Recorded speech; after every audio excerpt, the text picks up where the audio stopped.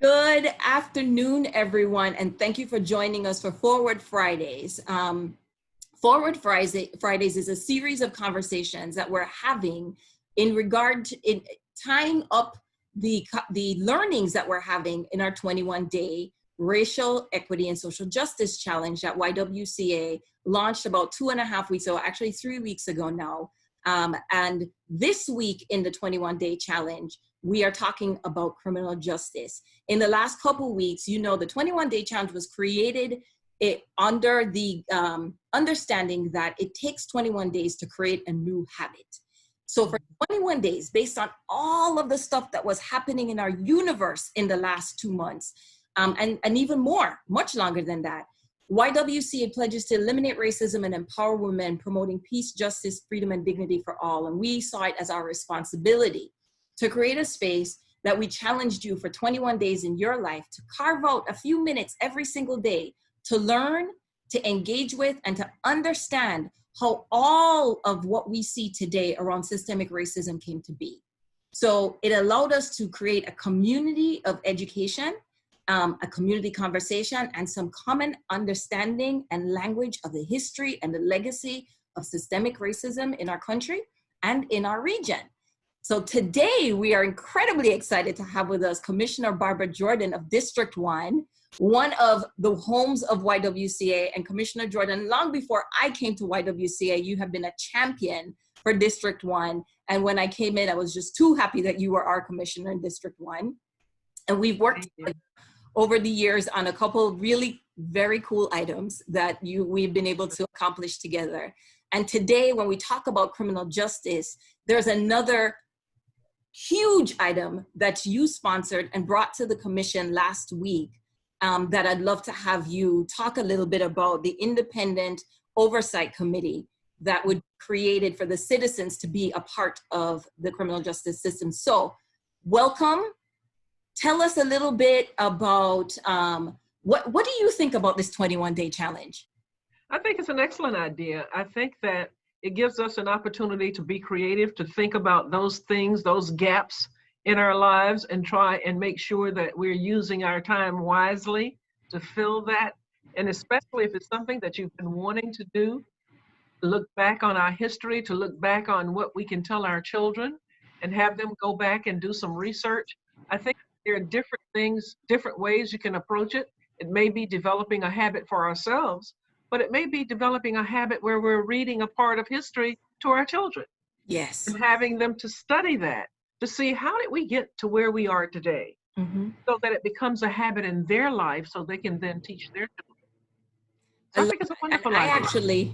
I actually decided, it's summertime, obviously, and my kids, it comes into your inbox every morning at 5 a.m. You have like 3 or 4 choices of things. Today had some great videos, a TED Talk, there's interactive tools sometimes. And I have a 15-year-old and an 11-year-old, and I have challenged them that that's their daily reading. So I'm kind of like, and we have conversations around it, and it allows them to, I said it was the best history lesson I never had. This information. Yeah. The best history lesson I ever had. So I completely agree with you in terms of learning and how you can create conversations with your kids. It's really given me a meaningful way of doing that while we're all at home. And absolutely. Big time. Absolutely. So tell us about what is the Independent Oversight Council Committee. Tell us more about that. What is it?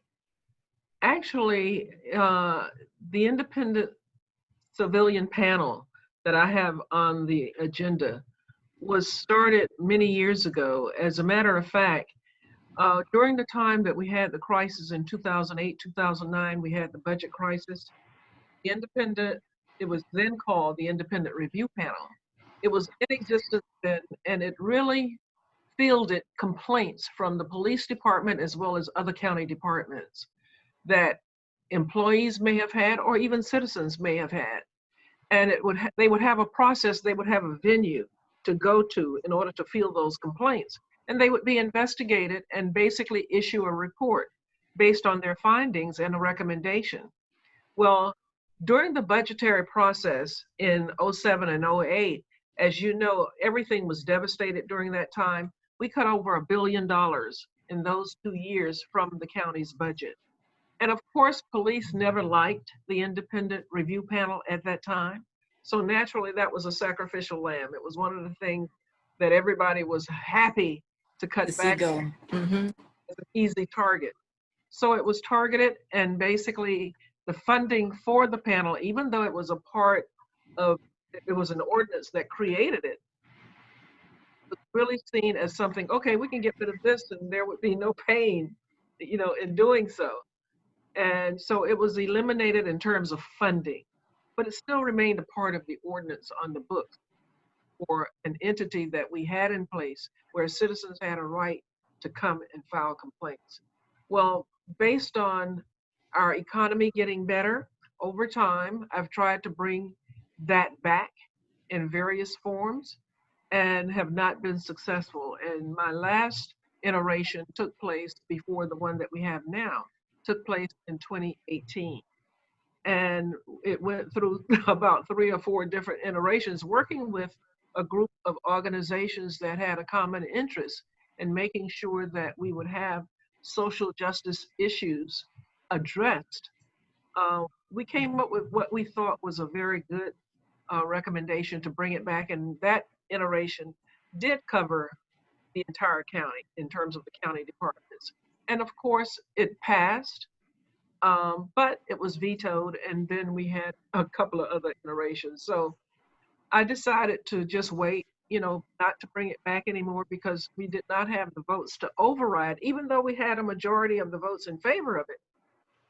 If the mayor vetoes an item, you then have to have enough votes to override the veto in order to make it stick. And we didn't have the votes to override. So I pretty much left it on hold. And now it's coming back again, but it's coming back again, singularly focused on police only. So I was very much a part of the listening community last week with the robust debate about the issue. And one of the things that was a major sticking point for the mayor was the subpoena power. Could you talk to us about why that's a sticking point, why that's even something that would be an issue, and what does subpoena power even give the citizens, the review board, an opportunity to do? And I'm probably using the wrong term. So, well, the mayor actually had 2 sticking points. One was the fact that he felt that all of the selection of the committee itself, the panel itself, that each commissioner should have an appointment without having the interference of someone making a recommendation to them. We propose that they have that selection. However, we felt that there needed to be a panel of individuals who were appointed to our various boards that could basically interview, because we needed to have an application process. One that would vet people who would come forward in various categories and then make those recommendations to the district commissioner based on the ones who applied from their district. I accepted the motion from Sally Heyman that says even if the commissioner is given a group of people to choose from, if they feel that they don't want that individual, they can then appoint someone of their own choosing. So I accepted that recommendation because it's still left in our vetting process. The second issue that the mayor did not want was the fact that we added subpoena power. I must say that the first iteration that was cut from the budget did not have subpoena power at all, which limited the ability of the board to get to the bottom of what happened if there were people out there who actually saw what happened and could come forward if they were not voluntarily coming forward. Keep in mind that subpoena power, we would not be able to subpoena police officers because of the state statute that basically gives them immunity from being subpoenaed. However, we would have been able to subpoena the director of the department of the police officers, the director, as well as the director for the corrections department, and the mayor did not want any county employees to be able to be subpoenaed. So that was his second sticking point. Now, of course, the item has passed and the subpoena power is still in there. He has until we had 8 to 5 in terms of number of votes. He has 10 days, because we did not get a supermajority. In order to be able to override the veto, we would have to have a minimum of 9 votes out of 13 commissioners to override the veto. We do not have that. We had 8 votes.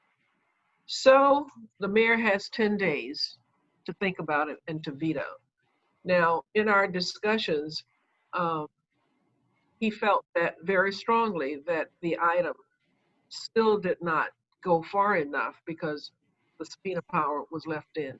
So that's the item that's currently been passed, and he has until the 18th in order to veto that item.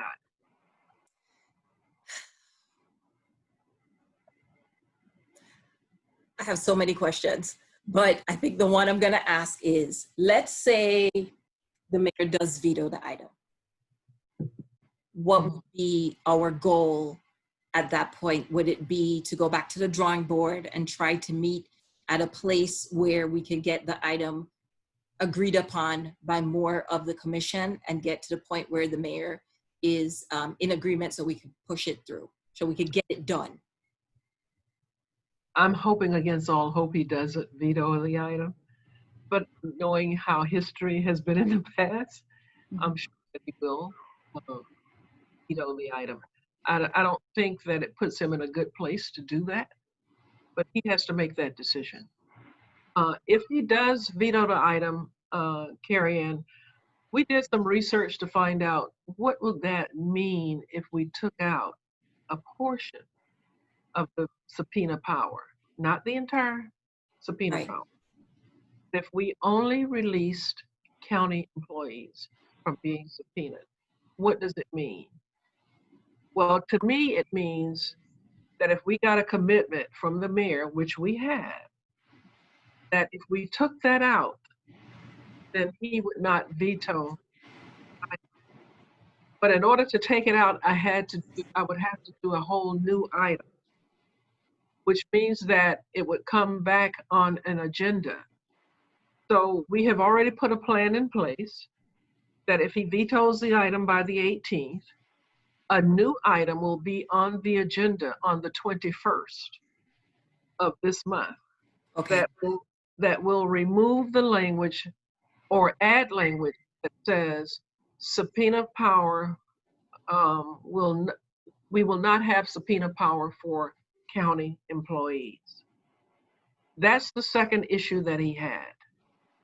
We had a discussion on the commission, and with that item being removed, he had put in writing he did not want any county employees to be removed. Those were the 2 issues that he had.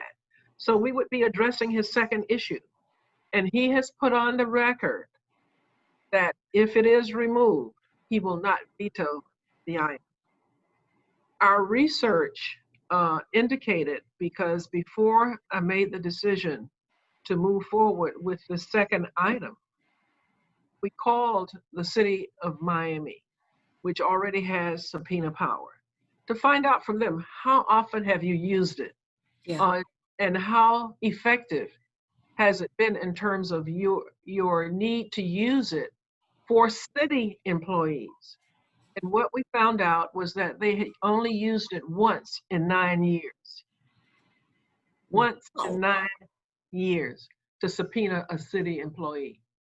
That speaks volumes, because we will still have the ability to subpoena witnesses who are out there in the community, who are not county employees.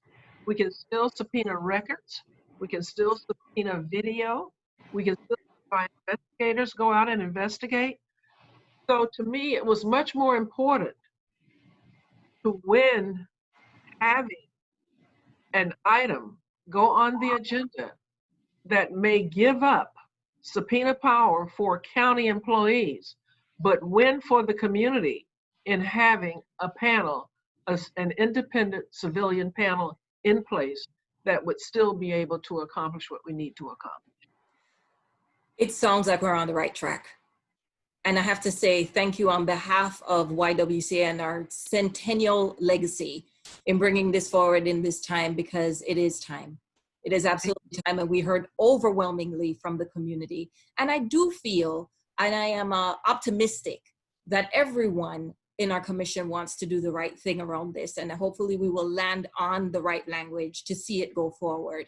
So it's obvious that you're prepared for both outcomes, and because you can keep pressing forward, and I love that too, because this really does need to become a reality. And I hope that, and we plan to be as close to the process as possible, and to be involved and to help the community to be involved and to make it a very visible process. But when it goes forward, Commissioner, what is the community to expect next? What happens once this isn't vetoed and it becomes actionable? What happens next? If the current form is not vetoed? If the current form isn't vetoed, or if it comes back and it passes through and it's not vetoed, and the eventuality of it being passed and sticks, what happens next? Well, next it goes into the budget process, because then we would have an entity to be created based on the ordinance that would have been passed, whether it's the version that exists now, or the new version that I'm gonna bring. We would have the ability to move forward in terms of funding and starting the process of selection, and making sure that the board gets created within itself.